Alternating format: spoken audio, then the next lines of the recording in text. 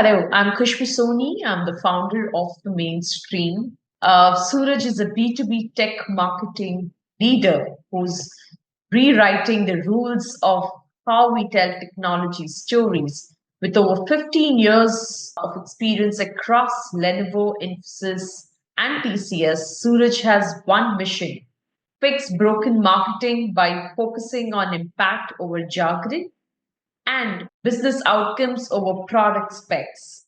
As the mind behind the popular blog Digital Uncovered and the Catalyst CMO awardee, he is known for calling out the gaps in the industry and building marketing that drives revenue, relevance, and real results. In this episode, we'll deep dive for a candid conversation on storytelling, broken systems, bold decisions, and how marketing can move needed. Suraj, thank you so much for joining me today. Really looking forward to learning from your experience and your perspectives. Thanks, Khushbu. Happy to be here. Lovely. So, you very well believe that technology marketing needs a fix, right? What's the first thing you'd fix if you walk into a B2B marketing team today? There's notion in the market that B2B is all right brain, right? Where it is very logical, where you have to sell specs and features and capabilities and all of that. So something that I have tried to consciously change over the time I have worked in this space is that our ability to tell good stories, Right. right? So you have to sell benefits over features, right? You have to tell what the unique story of your brand is. Why do you exist, right? Why should someone care? I think that's essentially what we are trying to change in B2B marketing, right? Because if you compare the kind of content that are put out by a lot of B2B brands out there today, most of it is designed to appeal to the logical side of the brain. It is not designed to grab attention, right? Most of it would read like, oh, we have XYZ features, right? When someone reads it, why should they care about it? I think that's essentially getting to the core of what B2B marketing is supposed to do. I think B2C marketers understand this to a large extent. I think that's why I say fundamentally B2B marketing is largely broken. Last, I think 2 or 3 years back, Cannes sort of launched B2B Marketing Lions, which is an award for B2B brands, right? The number of nominations that they've got, and you can read up about it. The judges who sort of look at the submissions that we get, some of the submissions are really pathetic, right? Because what is happening in the space is everybody is focused on short term, getting more revenue possible, getting more MQLs, increasing the sales pipeline. Yeah. So there is no yardstick to measure creative effectiveness. Forget about creative effectiveness. Nobody is even thinking of how do I say this in an interesting way so that it grabs people's attention. So that's essentially what the new breed of B2B marketers are trying to fix. Right. Interesting, Suraj. And from finance to marketing, that's been quite a pivot. What triggered the shift and how has the outsider perspective shaped your approach? So that purely happened as an accident. So I did my BCom in banking and insurance. And at that point in time, I was absolutely clueless as to what I wanted. So I asked a couple of people, what should I do? And the natural reply was, oh, you've done a BCom in banking and insurance, top it up with an MBA in finance. Right. So I prepared for CAT, got into this business school, which is actually known for advertising. But I got the finance program there.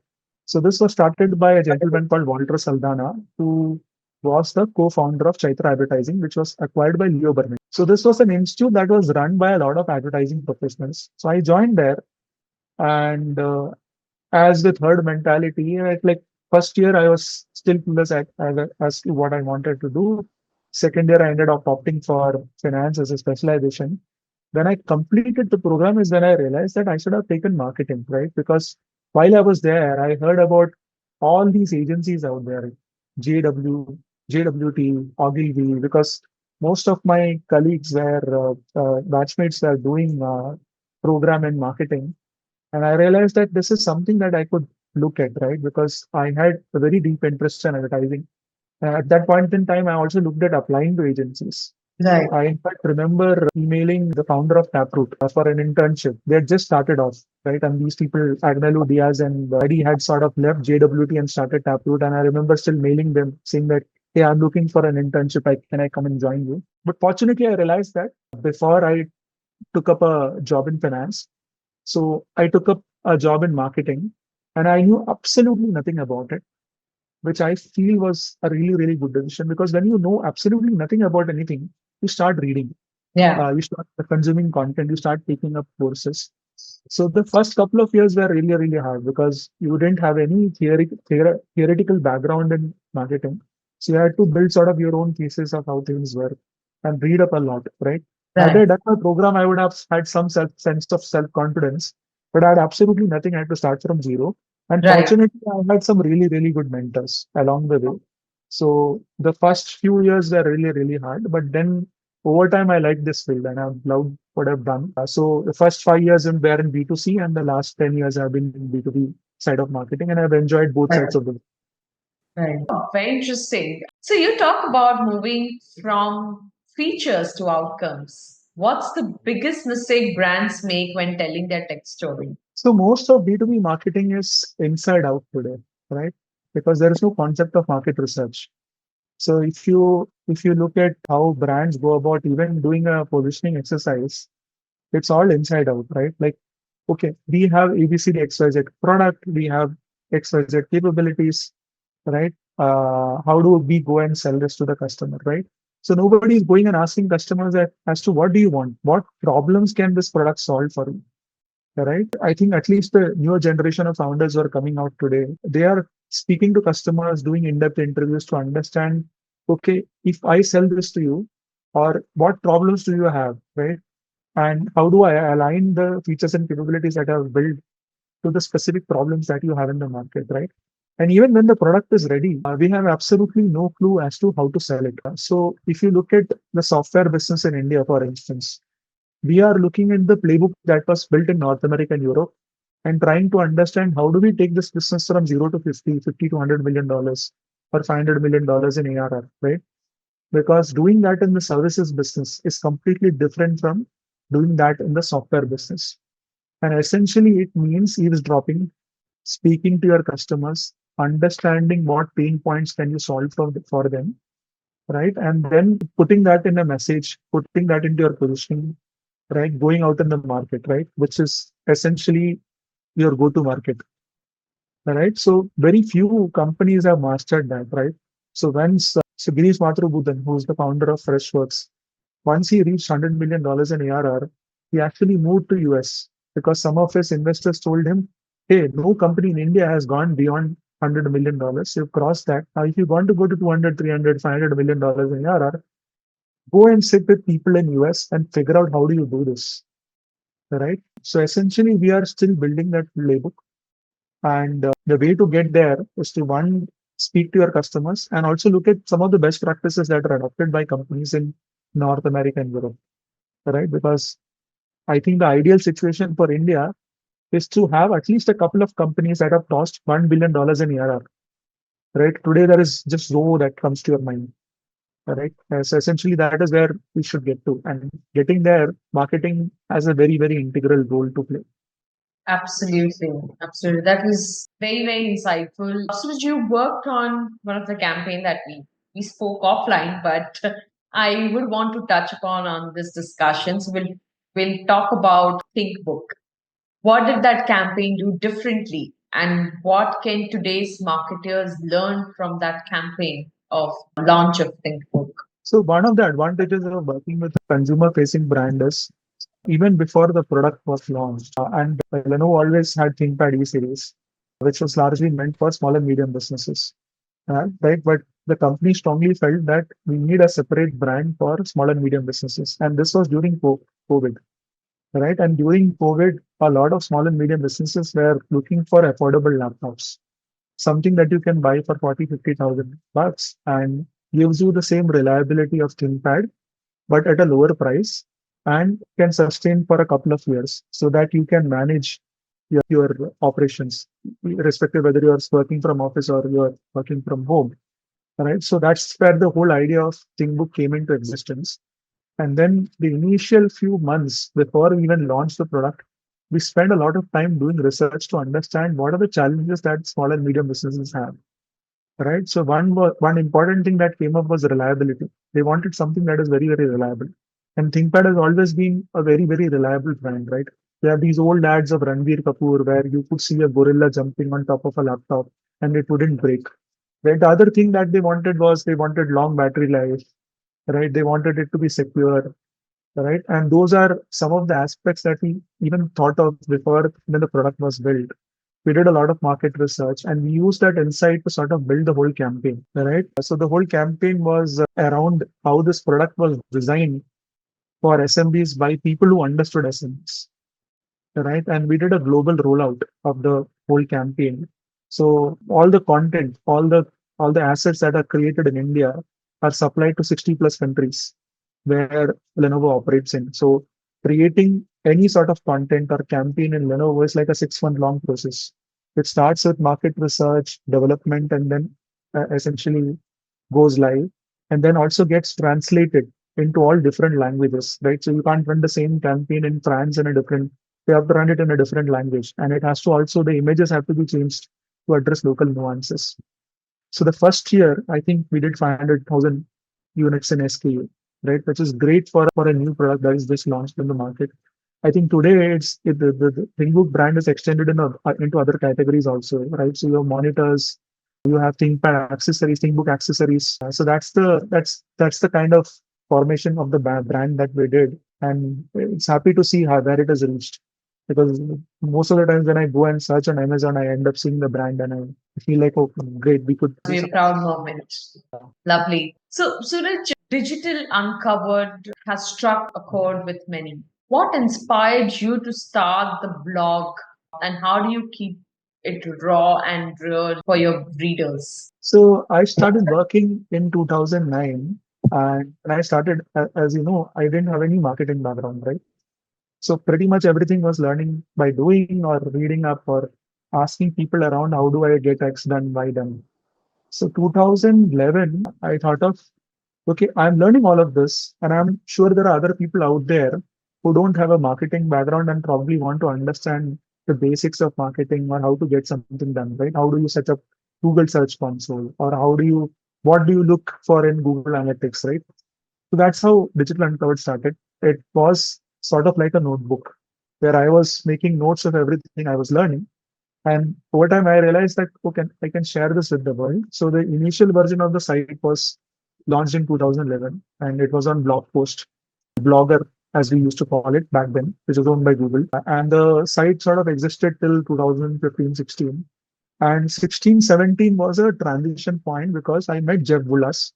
And Jeff Bullas is one of the largest bloggers, marketing bloggers in the world. And I was attending a workshop that he had conducted. And then it sort of inspired me to sort of put all in and go a little more crazy about it. So that's when I got the domain, set up the whole site, learned how to do WordPress, right? And the site today clocks around 250,000 visitors a month. We make some money from Google AdSense as well, right? And the next inflection point came in 2020 to 23, where I realized that while I was writing all this content, and most of my content today is focused on B2B marketing, I realized that there is no community for B2B marketers in India. That's when I started. So B2B Blue is today one of the most influential B2B marketing collective in India. Very We nice. have 140 plus senior marketeers, right? At any given point in time in the group, you will see people asking questions. How do I do X in B2B marketing? Or can you find me a good vendor for X? Right? And we do our own events. So we do 3 to 4 mixers every year. Each mixer has 100 plus people attending. Wow. So mixers in Bangalore and Chennai. We are looking at doing it in Kochi, and we are looking at doing it in Mumbai. One of the reasons we started this community from South is because nothing like this happens in South. So Right. most of the marketing events are either happening in Mumbai or Delhi, Very. hardly anything in Bangalore and Chennai. We Hmm. started with Bangalore and Chennai. We are building the city by city. Uh, Okay. we are entering Kochi this year, then we are going to Mumbai. And the idea is to slowly expand this across the country. And one of the reasons we are taking it slow is because we realize that people crave for in-person engagement. Yeah. And that's the problem that we're trying to solve, where all these B2B marketers, if they can talk to each other, right, then the best practices can be shared. And some of the problems that I'm talking about of broken tech marketing can be fixed with it. Absolutely, absolutely, very right. You said, and in fact, that is one of the reasons. Even for us, we decided that we want to start something for the B2B marketing, and marketers and CMOs at large, right? Because it is we started off with CIOs, and today we realize that I mean, even CMOs are utilizing tech at a very large scale, right? So it let's also start having these conversations with CMOs, and we're trying to build, the community at that level. So very Yeah. interesting to hear what you're doing in this space, Suraj. All right, so let's talk about, ROI. So I think anything that marketing does today, or the dollar that marketing spends, has to be, driving into some kind of ROI. So the pressure to deliver on metrics is real.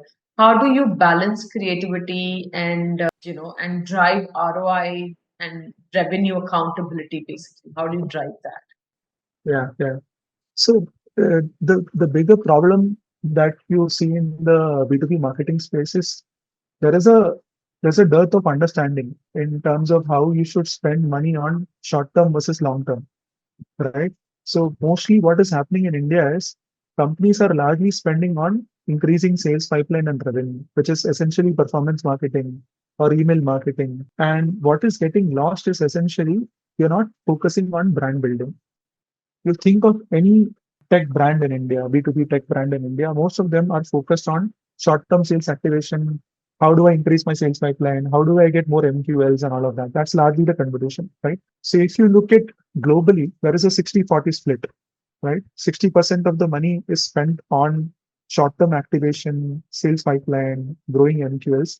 The rest 40 has to be spent on brand building, long-term brand building. And this amount that you're spending on long-term brand building has to be tracked over 12, 24, 36 months, Right. right? But essentially, the problem with founders in India is they're all thinking of dhanda, True. right? How do I survive the next quarter? How do I survive the quarter after it, True. right? So that fundamental understanding has to be there, right? Like Correct. it's important to spend on building brand. Yeah. One of the questions that came up on a WhatsApp group also sometime back was, why are there no large Indian brands globally? Except for Tata's, Yeah.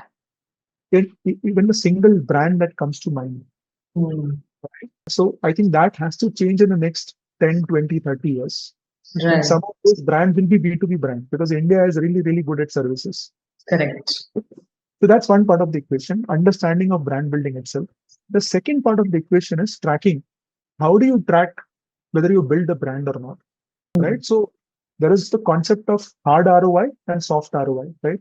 Hard ROI for you is MQLs, marketing's contribution to sales pipeline. How many opportunities did you crack? What was the ACV, TCV, ARR, MRR of all the deals that came in, right? This is something that most of us understand, most of us track. Now, how do you track soft ROI?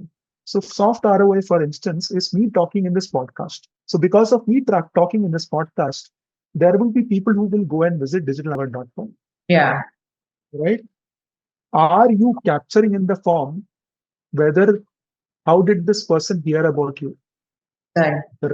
And there are mechanisms out there. You can use a sales intelligence software where the conversation between the salesperson and the prospect is captured, and the prospect would say, "Oh, I heard Suraj on XYZ podcast." So that is soft ROI, right? So the biggest problem in India today is we don't even track soft ROI. So Correct. soft ROI is, for instance, for instance, how many people type in Google search Khushbu Soni and end up at Mercado's site? Yeah. If that is happening, it tells you a couple of things. One, you build your personal brand. Yeah. Second, you have a mechanism to track your soft ROI, Correct. right? And the biggest problem in India today is that one, we don't understand how to build brand. If we Yeah. understand it, we don't know how to track it. Correct. Right? And you have to build those mechanisms in place. I think one of the things that companies in North America and Europe excel at is they understand how to track this, what signals to look at. Correct. And if you can track the signals, it effectively tells you if your brand searches are going over your non-brand searches, it essentially tells you that you've done something right, right? Whatever you're doing in terms of brand building is working for you. And Correct. this is an area that not many people understand. So Once we fix both of these aspects, rest is just execution. True. Interesting facts, Suraj. You've worked with legacy giants and fast moving teams. What's your advice to CMOs navigating transformation in the traditional setups? I think it goes back to doing basics, right? Like what are you essentially trying to do? You're essentially trying to listen to the customer, Yeah. understand what their problems are, right? Once you understand what the problems are, translate that into a marketing solution, Right. right? And in any company that you work for, you get rewarded for solving solutions, solving Correct. problems. And Correct. you solve problems as a marketeer with ideas, Right. right? Essentially, you go to your head of talent acquisition. He'll come back and say, oh, my offer to join ratio is low, right? So essentially, you can have a marketing solution for it.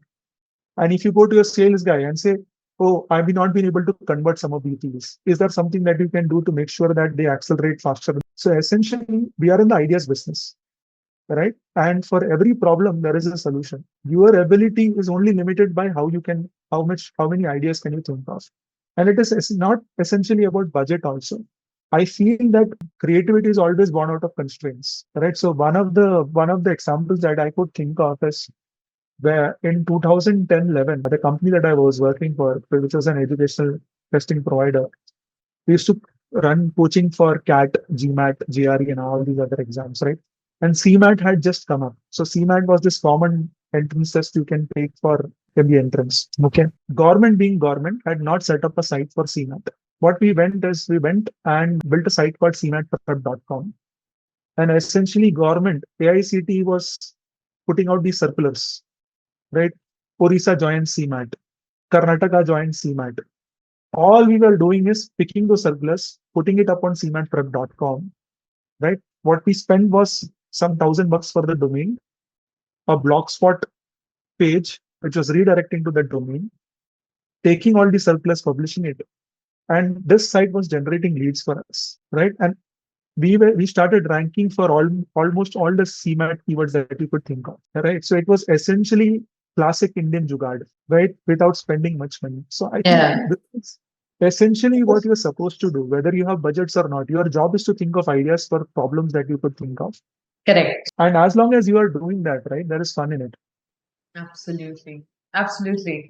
Very interesting. Surajan, I think in marketing, the only way you can really support business is to come up with creative ways and innovative ways of reaching out and driving the whole go to market, right? Yeah. Of course, traditional efforts continue to stay, but how do you kind of bring innovation in the traditional efforts as well is the game changer. Yeah. Fantastic. What are some of the core, marketing strategies you're championing within your organization, and how are they helping shift the narrative from just awareness to actual business impact? So, I mean, we are essentially, I mean, and this is true for any brand, right? We are essentially trying to do two things. Is we want to drive the pipeline, sales pipeline. And second is we want to build the brand.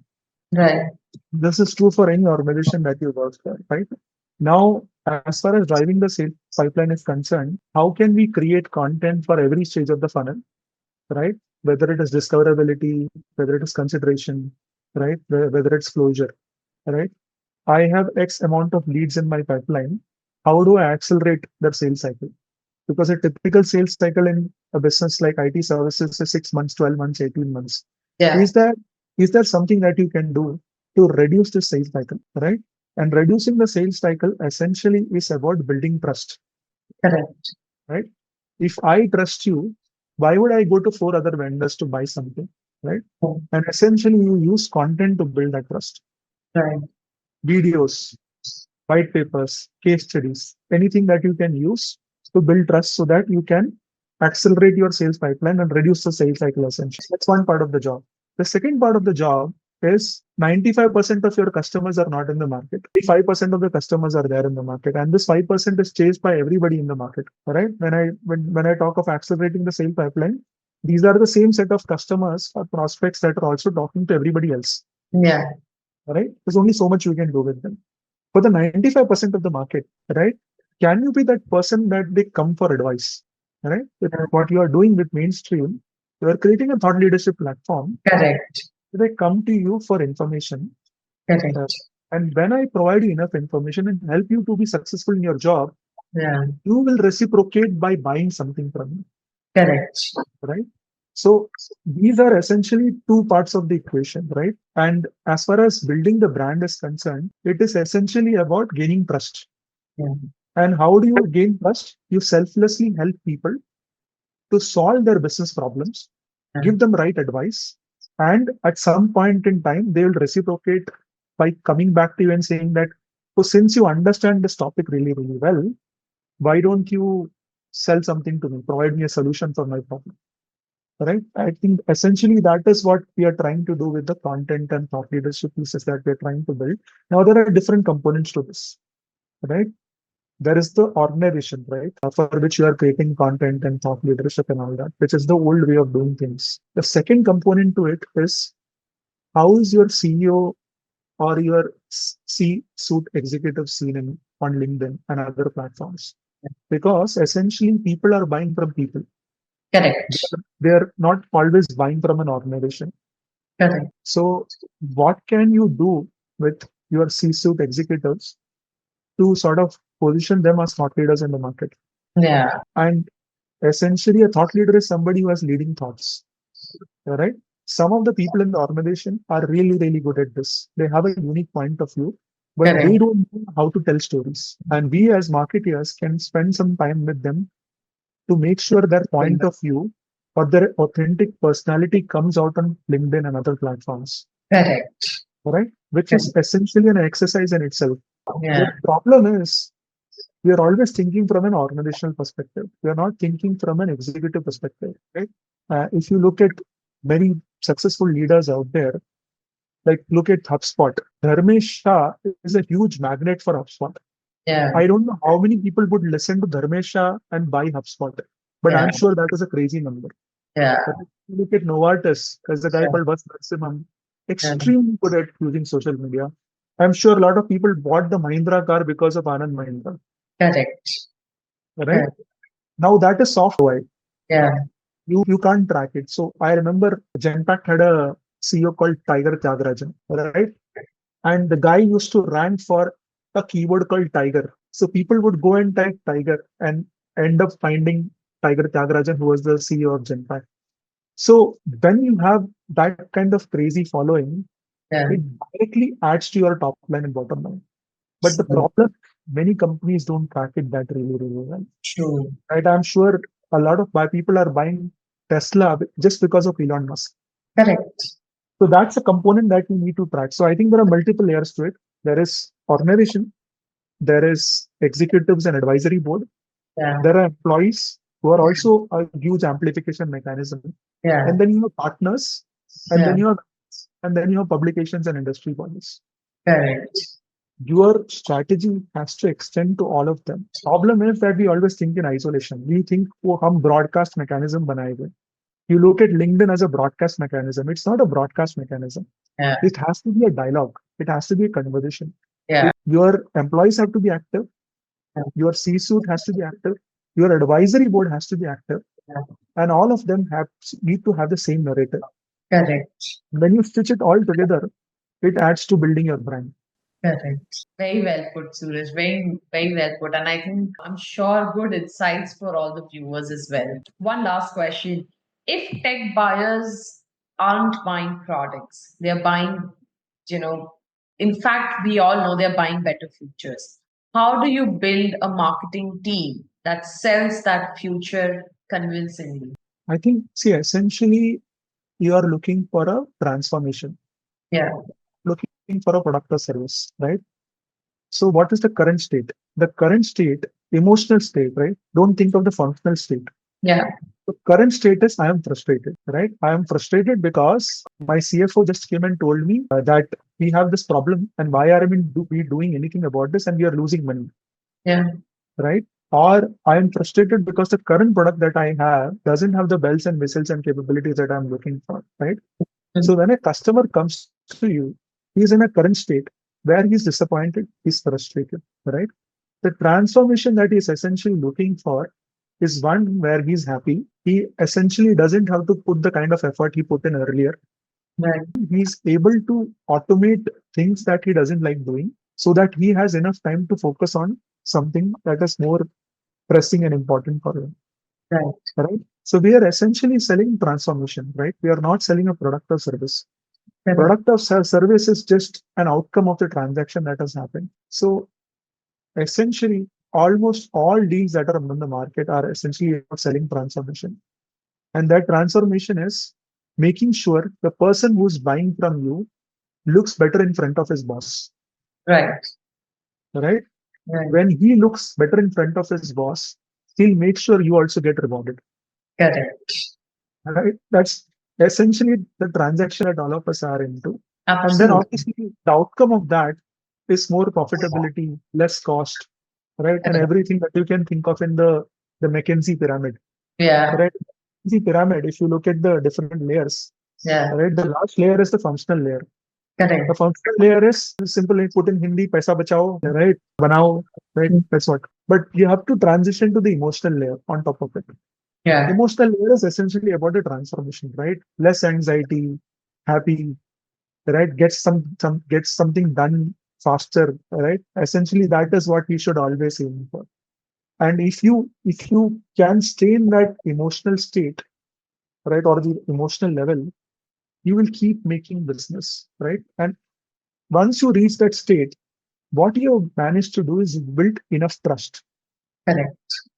And once you've built enough trust, they will keep coming back to you.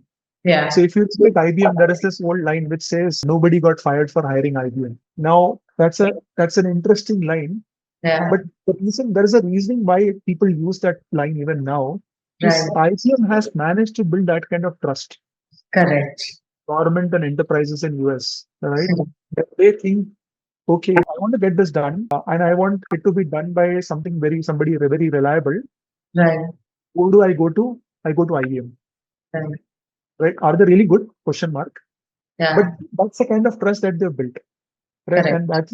that's the state you want to be in, ultimately. And Right. if you reach that stage, right? Today we buy salt from Tata, we also buy cars from Tata, right? Right. Because Tata has managed to build that trust. And Trust. Absolutely. in any market where there's trust deficit, Yeah. you lose out deals. The moment True. somebody gives you better pricing, somebody gives you better features, you just leave and go to next person. Like they say that in India, Indian customers are very flirtatious. Yeah. That doesn't hold true for B2B. If you build trust, if you build, they'll come to you and they'll Yeah. stay for 10, 15, 20, 25 years. And I think actual transformation takes that kind of time. True. Superb. I think this was great, Suraj. Wonderful insights, like I said. And, you really went very deep in terms of understanding what works, what does not work, and very well put across. Thank you so much. And I'm sure a lot of my viewers will have a takeaway. And also, I kind of validated the things that I am doing as part of our marketing strategy with when you were talking about it, right? So, but this was good. So, I have a small segment, which is a surprise segment. We're doing a rapid fire. I have a few questions that I would love to ask, and whatever comes first in your mind is what we would like to hear from you. Yeah, So, are you okay with that? yeah, sure. Go ahead. All right, super. So, what's one marketing buzzword you'd love to ban forever? Out of the box. Okay, Out of the interesting. box. First campaign that made you go, damn, I wish I did that. This is an old ad from Toyota, which they created for Olympics, where there is this lady whose legs are amputated, but she goes on to win gold medals. Yeah, You should definitely watch it if you have not seen it before. I did, yes. Interesting. Coffee fueled brainstorms or data driven huddles? What gets you going? I'm essentially a chai person, so Okay. I'll still be go with coffee. Right. Coffee, Okay. So brainstorming, basically. yeah, Then data driven huddles. Correct? yeah. I think if you do a pure play database brainstorming, right? The problem is a lot of decisions in marketing are from the gut. Yeah. They're not based on data. right? So essentially, it depends on the kind of conversation we are having. Yeah. But yeah, I mean, I would still go for a coffee till brainstorm. So, one book or a podcast or a blog that you forever and that's your favorite. Like, There is so many of book, so many of them, and depending on what problem you are trying to solve, there's so many of them. yeah. One book that I really liked, and it's a self-help book called Rhythm of Life by a guy called Matthew. That's a Yes. pretty good book to read. That's one. As far as podcasts, I think I've been lately listening to one is the Exit 5 podcast, which is for B2B marketing. The Mm. other one is My First Million, which is a really, really good podcast to listen to. Sam and Shan are really, really good podcast hosts. So these are the two podcasts that I keep listening to. Apart from this, there are lots of other books that I can recommend, right? Like On Writing by Stephen King, if you're getting into content writing, content marketing. More recently, I have bought a book called Courageous Marketing by this guy called Udi, who is the former CM of Gong. I'm currently reading a book called Building Distinctive Brand Assets, which is from the folks at Edinburgh Brass Institute, which is the foremost institute for marketing science. So many of them. So if you meet me every month, I'll have two new books with me. Wow. That's So that's an investment that I keep making. very nice. Very nice. If not marketing, Suraj, you'd be doing. Okay, I think that's a pretty easy one. If not Okay. marketing, I would probably doing something with advertising and films. Okay. All right. My one last question.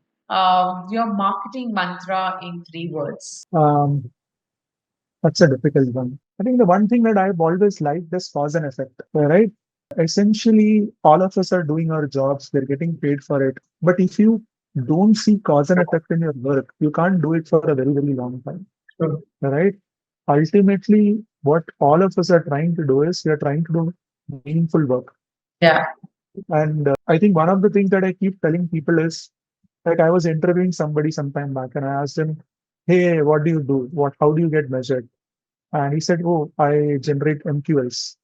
And I asked him, do you know what happens to your MQLs post then? No, we just hand it over to the sales team. I said, no, boss, you have to track, right? You have to Yeah. understand how many of your MQLs were actually converted into opportunities and what are the Correct. dollar opportunities. I think that's the kind of shallow thinking that has to be killed, right?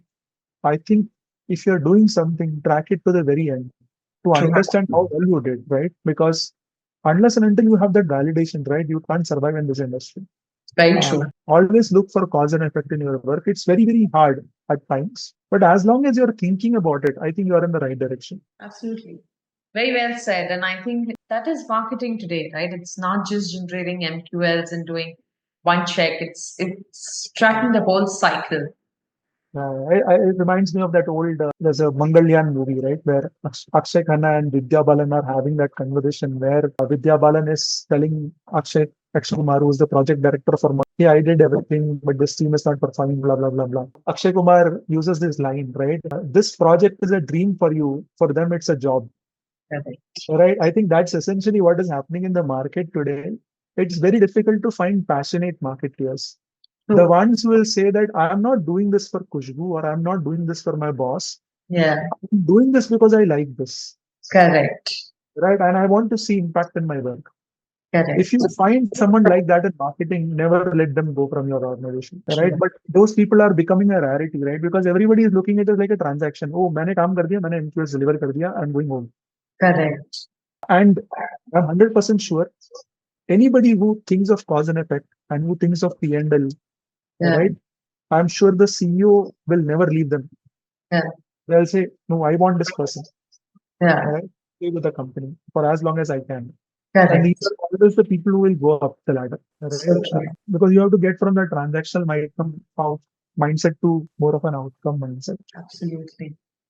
Superb, Suraj. It was a very, very insightful conversation. Thank you so much for joining us today and sharing all your perspectives, your learnings from your experience. It was wonderful to hear you. Thank you so much. Thanks for having me, Khushbu. Thanks.